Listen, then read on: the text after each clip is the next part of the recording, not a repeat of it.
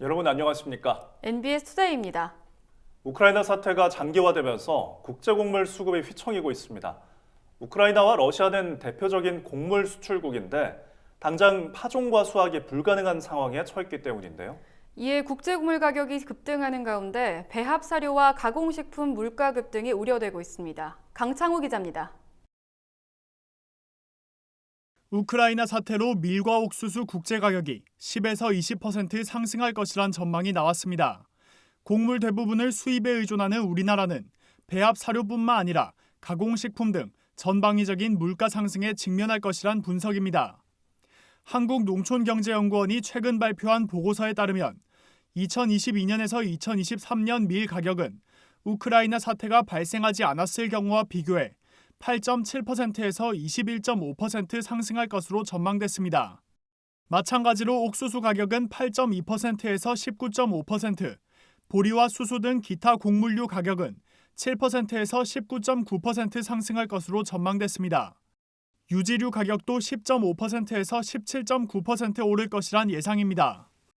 농경연은 우크라이나 사태로 주요 곡물 수출국인 우크라이나와 러시아에서 곡물 생산과 수출 차질이 빚어지고 있다고 설명했습니다. 당장 두 나라에서 밀 등 겨울 작물이 6월 말부터 수확되는데 농지의 직접적인 파괴와 농민들의 접근성 제한으로 약 20%가 수확되지 않을 것으로 보인다는 겁니다. 나머지 물량도 병해충 통제 능력 상실로 단수가 10% 이상 줄어들 것으로 분석됐습니다. 4월부터 파종에 들어가는 옥수수 등 봄작물도 재배 면적이 30% 줄고 단수도 평년 대비 20% 감소할 것으로 예측됐습니다. 국제 정세로 인한 곡물 가격 급등은 우리나라의 직격탄이 될 전망입니다. 우리나라는 곡물 대부분을 수입에 의존하는 국가이기 때문입니다. 특히 사료용 밀과 가공용 옥수수는 우크라이나와 러시아 의존도가 매우 높습니다. 농경연은 필요한 물량이 국내에 미반입될 가능성은 낮지만 사료값, 가공식품값 등 물가 상승은 불가피할 것이라고 분석합니다.